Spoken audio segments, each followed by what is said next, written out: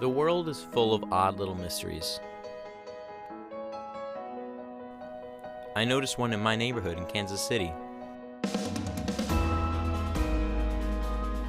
It's a statue. Kansas City has a lot of statues, and some of them are pretty hard to miss.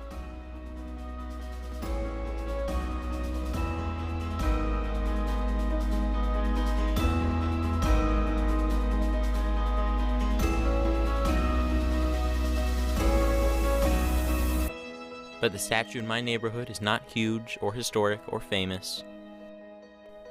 But it is unusual and mysterious because for years, someone has been decorating the statue and leaving things around it, especially birds. Well, not real birds, but all sorts of small bird figurines. Who is doing it and why? Those are the questions that surround what has come to be known as the Bird Lady of Kansas City.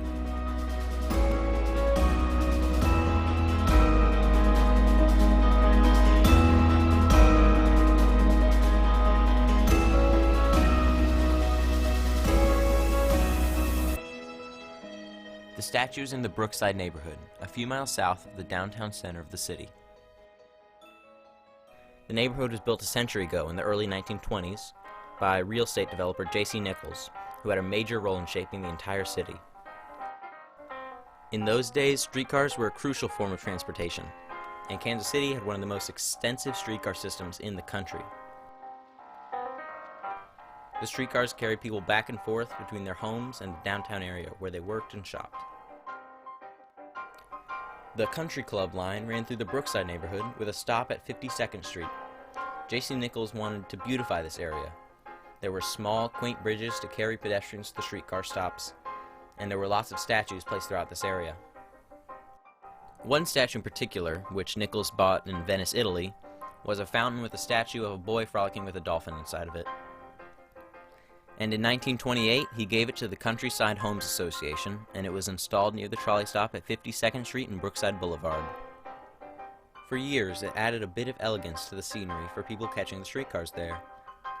But times change, people started driving more instead of riding the streetcars, and in 1957, the last of the streetcar lines stopped running. The fountain statue of the boy and the dolphin remained there, but within a few years, it was damaged by vandals, and the Transit Authority came in and removed it.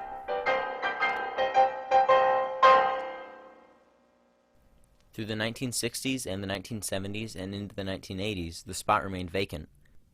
It was just a bare concrete slab next to old, unused streetcar tracks that were merely a nostalgic reminder of the old days. The Kansas City Transit Authority still controlled the land where the streetcar system used to be, and in the 1980s, they decided to try to make it look a little nicer. So they partnered with the local homeowners association and offered to purchase a new statue for the site. Margie Sonnenberg, one of the Home Association board members, got the task of choosing the new statue.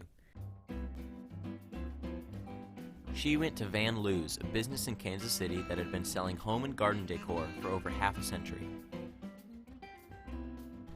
She browsed through the statues that were available, and one of them caught her eye.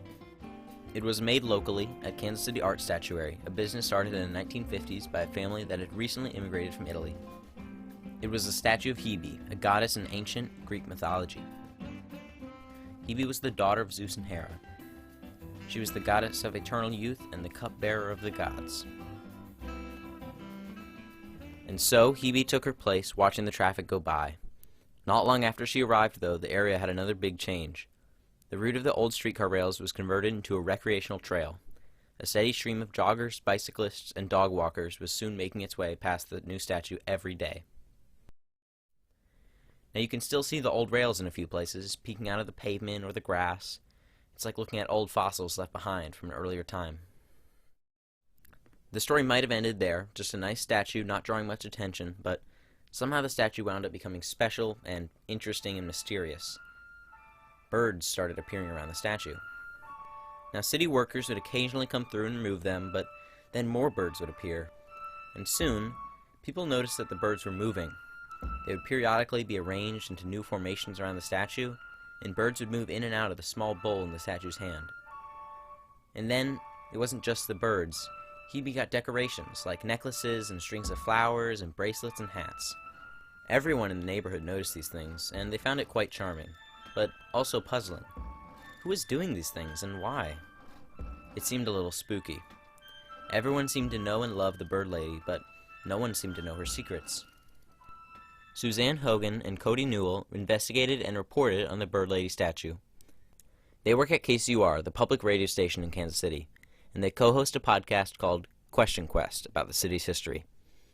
Suzanne recalls how they first got interested in the statue.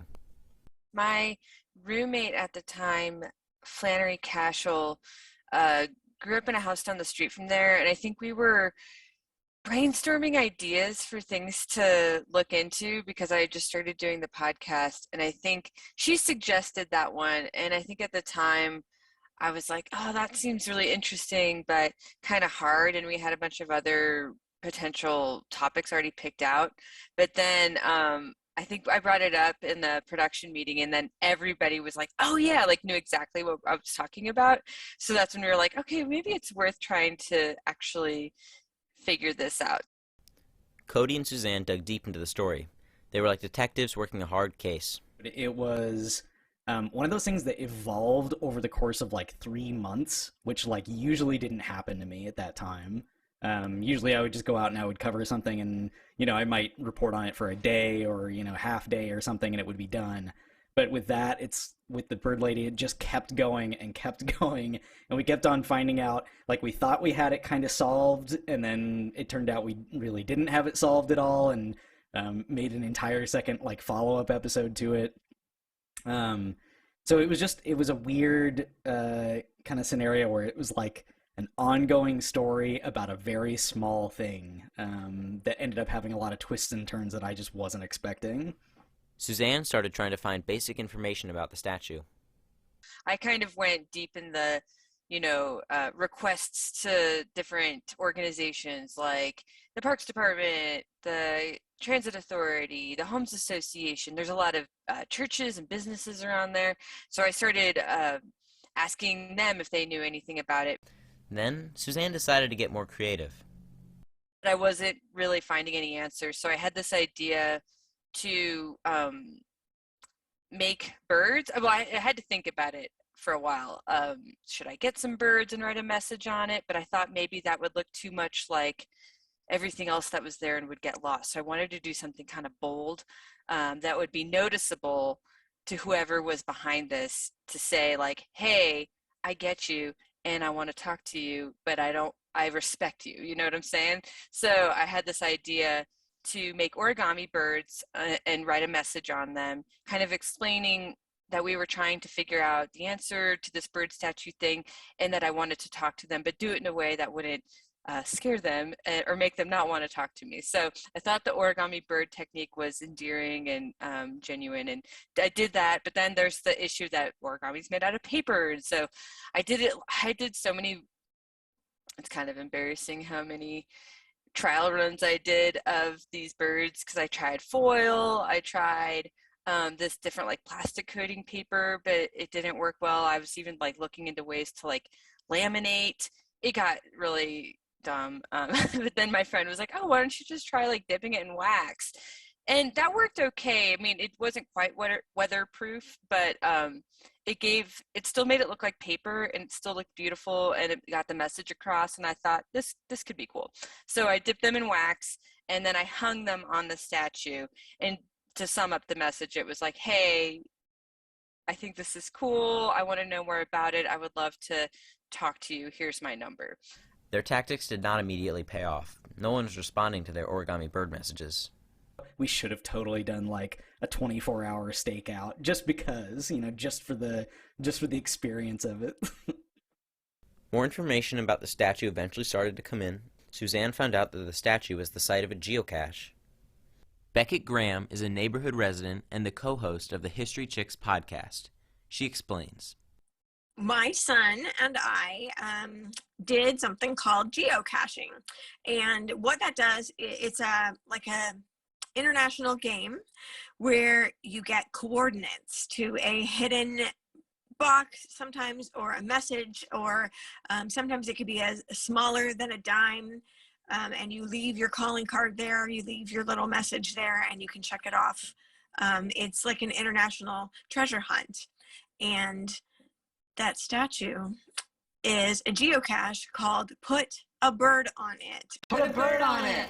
And in order to, quote, claim it, which is, in order to check it off, you have to leave a bird statue. Buy a bird statue at a thrift store, or look around your house for a Daffy Duck figurine or a rubber duck, it doesn't matter. And then you go and you present it as an offering to the statue, take a photo, and you can claim the geocache. Suzanne and Cody were initially a little disappointed to think that the whole thing was based on some cell phone game. I was listening back to the live episode we did where we revealed that it was a geocache, and I remember hearing it again really triggered this memory in my mind of being there and hearing the disappointed groans and laughs of people that were like, "Oh my god, a geocache? You got to be kidding!" It's fine. I think at the time I was a little not let down, but maybe a little let down, just because we got the answer so quickly with the internet, and then it was connected to this internet game, and me being a person who didn't feel like I understood what any of that meant, kind of felt left out of the meaning or something. But then as I was thinking about it more, it kind of is cool because I realized that even the people who are involved with the bird statue doing geocaching or in this internet game way weren't necessarily the same people who were just putting birds there for fun for other reasons. Basically, people were interacting with it in a lot of different personal ways beyond the geocache and beyond the internet. So that gave me a little bit of comfort. Eventually, there was a major breakthrough in the investigation. After their podcast about the statue was released, Suzanne and Cody received a mysterious package. It contained photos of the bird lady and one of the origami birds they had left there, and a letter from someone named T.R. Gasper, who described himself as a photographer of the unusual, and who was the first one to put a bird on the statue. That was opening presents on Christmas Day. It's rare that you ever get a weird dossier filled with matte mounted photos. I was not expecting that at all. I thought maybe at best we'd get an email or something. Or maybe, we'd get a phone call or something like that. So I was, shocked to get a full-blown package, from this kind of mysterious figure, T.R. Gasper. It just added to the mystery of it, and it was a nice sort of, it had a dramatic flair that I thought was really fun. They were able to interview Gasper and finally reveal how the bird lady phenomenon got started. Gasper had noticed the cup in Hebe's hand and decided to put a few pennies in it. As I was doing that, a little bird flew down and started, messing around up there. And I thought, well, my goodness, this is something. I'm making a story out of this. He wrote a story about the statue and the bird to amuse his grandchildren, and he decided to leave a bird there. I took a bird there and I stuck it in that thing there with some pennies, and then I thought, well, next time I drove by there, I went to the thrift store. I got another bird for $1. I never paid more than $1 for a bird. While Gasper provided the first creative spark, others followed. Over time, it took on a life of its own. Other people were inspired to leave their own personal touch on the statue. And so the birds kept coming. And the decorations for Hebe. Cody recalls one of his favorite moments involving the statue. Initially, there were just the little ceramic bird statues there, right? And they kind of fluctuated. There were some times where, there would be a lot more bird statues, and sometimes there would be, just a couple of them. But then after we had reported on it for a while, then somebody did a really funny thing where they put a ring of cat figurines around the birds. And then somebody after that added a ring of dogs in between the birds and the cats.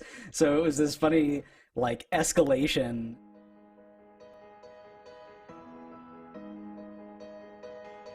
The bird lady has become an enduring bit of local folklore around here. I love how it connects the old and the new. It has ties to the things that happened a long time ago, like the streetcar line, and there are stories and theories about it that get passed down over the years through word of mouth in the neighborhood. And this fascination has been reflected in more modern ways as well. For example, the statue is featured in the mobile game Pokemon Go, although it is erroneously identified as the goddess Artemis. and it can be found in Google Maps, where it has been dubbed the Goddess of the Broken Birds. The Bird Lady has definitely captured the imagination of many people over the years, and hopefully it will continue to do so. It was just such an interesting exercise in like micro history. Like I've never really quite reported on something like it ever since or before.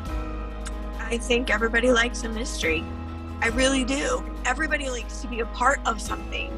And this is it's a very Brookside-y thing to be happening, I think. Brookside is just so cozy and homey, and I just think that this is like a unique thing for our neighborhood that people want to participate in. People send pictures of this to their friends in other countries and like, look what's happening, and I just think it's really neat. And people just want to be a part of something bigger than themselves, even if they don't fully understand the underpinnings.